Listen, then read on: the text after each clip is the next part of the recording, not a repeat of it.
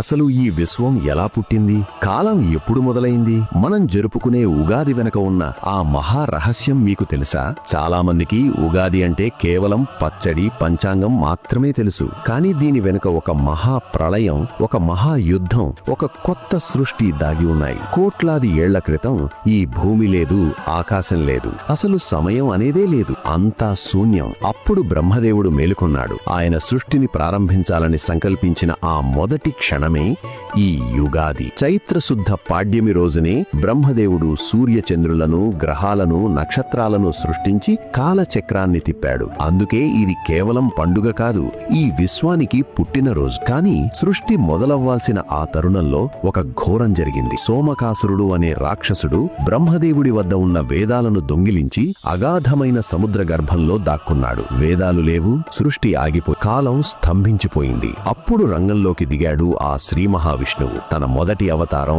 మత్స్యావతారం ఎత్తి సముద్ర కెరటాలను చీల్చుకుంటూ వెళ్లి ఆ రాక్షసుడిని సంహరించి వేదాలను తిరిగి తెచ్చిన విజయ ముహూర్తమే ఈ ఉగాది. మీ తలరాత.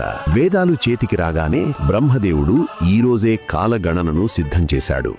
మనిషి ఆయుష్ను, గ్రహగతులను నిర్ణయించాడు. అందుకే ఉగాది నాడు మనం పంచాంగం వింటాం. అది కేవలం జాతకం కాదు, రాబోయే ఏడాది ప్రకృతి మనపై చూపబోయే ప్రభావానికి ఒక ముందస్తు హెచ్చరిక, పాఠం. మరి ఈ రోజు చేదు, తీపి కలిపిన పచ్చడి ఎందుకు తింటాం? ఇది కేవలం రుచి కోసం కాదు. జీవితంలో కష్టం వచ్చినా, సుఖం వచ్చినా రెండింటినీ సమానంగా స్వీకరించాలని ప్రకృతి మనకిచ్చే గొప్ప సందేశం. ఆ పచ్చడిలోని 6 రుచులు మనిషి అనుభవించబోయే 6 భావోద్వేగాలకు సంకేతం. ఉగాది అంటే క్యాలెండర్ మారడం కాదు, మీ జీవితంలో ఒక కొత్త అధ్యాయం మొదలవడం. బ్రహ్మదేవుడు సృష్టిని ప్రారంభించిన ఈ పవిత్ర ఘడియలో మీరు ఏ కొత్త లక్ష్యాన్ని మొదలుపెట్టబోతున్నారు? పండుగకి ఇంకా సమయం ఉన్నప్పటికీ మీలో ముందే ఆ ఉత్సాహాన్ని నింపడానికి మీకు, మీ కుటుంబ సభ్యులకు ముందుగా ఉగాది శుభాకాంక్షలు. రాబోయే కాలం మీ అందరికీ విజయాలను అందించాలని కోరుకుంటున్నాను.